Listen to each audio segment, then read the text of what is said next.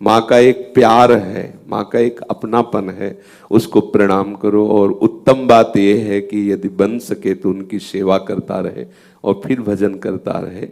जैसे महाप्रभु चैतन्य देव जब सची माता से संभाषण तो यही कह रहे थे कि मैं अपने शरीर की त्वचा की यदि जूती बनाऊं और माँ तुझे पहनाऊं तो भी मैं मुक्त नहीं हो सकता तुम्हारे प्यार से, पर क्या करूं माँ, श्री कृष्ण मुझे घसीट रहे हैं, अब मैं श्री कृष्ण के बिना नहीं रह सकता।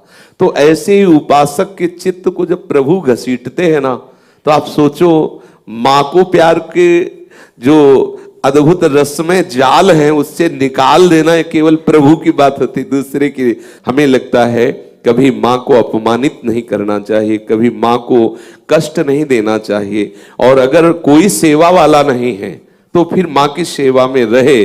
और जब ऐसी व्याकुलता है कि कुछ नहीं दिखाई देती तो जो जगत प्रभु पिता प्रभु है वो माँ को संभाल लेंगे। जैसे भगवान शंकराचार्य के और कोई संभालने वाला नहीं, केवल माँ ही थी और वृद्धा माँ। लेकिन महान आचार्य चरण ने संन्यास लिया, महाप्रभु ने संन्यास लिया, चैतन्य देव ने। एक ऐसी स्थिति हृदय में पीड़ा होती है जो किसी का प्यार उसे रोक नहीं सकता, वो प्रभु की तरफ से। फिर ये क्या होता है वो फिर विश्वम्भर भगवान संभालते हैं। लेकिन मुझे लगता है जब तक ऐसी स्थिति ना हो तब तक माँ और पिता इनकी आराधना करनी चाहिए, सबको करनी चाहिए। सच्ची मानी भगवान ही इनके रूप में है, इनका प्यार, इनका दुलार, इनका आशीर्वाद।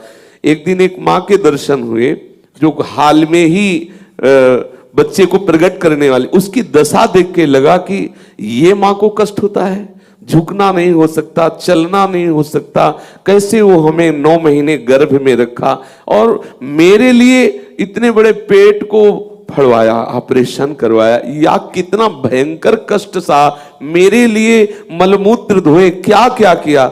अगर हमारी बुद्धि काम कर रही हो, भगवान ऐसी स्थिति ना लाए हो वैराग्य की कि अब कुछ सुहाई नहीं, इसमें तो फिर सब खत्म, इसमें तो फिर प्रभु संभालते हैं सब। नहीं तो चाहिए माता पिता को भगवान के समान आराधना करे, भगवत भाव से खूब भजन करते हुए माता पिता की सेवा करे। प्रणाम है माता पिता को जिन्होंने इस शरीर की सुरक्षा व्यवस्था पालन पोषण के लिए ही अपनी सारी वृत्ति लगा दी, सारी वृत्ति लगा दी। वो माता पिता पूजनीय है, वंदनीय है। भगवान भी जब अवतार लेते हैं तो प्रातः काल उठ के रघुनाथा, मात पिता गुरु ना वही माथा। पंडित रामकृष्ण बाबा अपने ब्रज के रसिकों के मुकुटमणि हैं। जब उनकी मां मिलने आई तो बाबा मिले और उपेक्षा कर दी, तो बाबा का भजन रुक गया। जीवन चरित्र में आता है बाबा को बुलवाना पड़ा मां को और रखना पड़ा। अगर वृंदावन वास के लिए वो आई थी और बाबा ने उपेक्षा कर दी तो ऐसे परमहंस शिरोमणि महापुरुष का भजन रुक गया।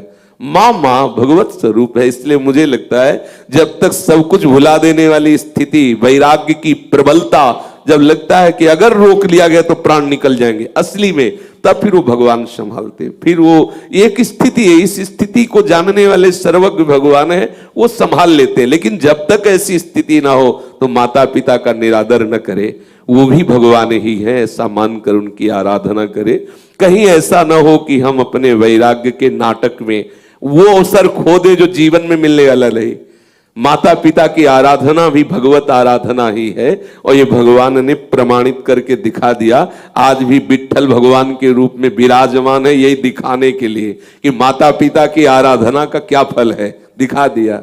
वो कई बार चर्चा में आया है। इसलिए हम प्रार्थना करेंगे कि माता पिता का आदर करें, उनकी आज्ञा पालन करें।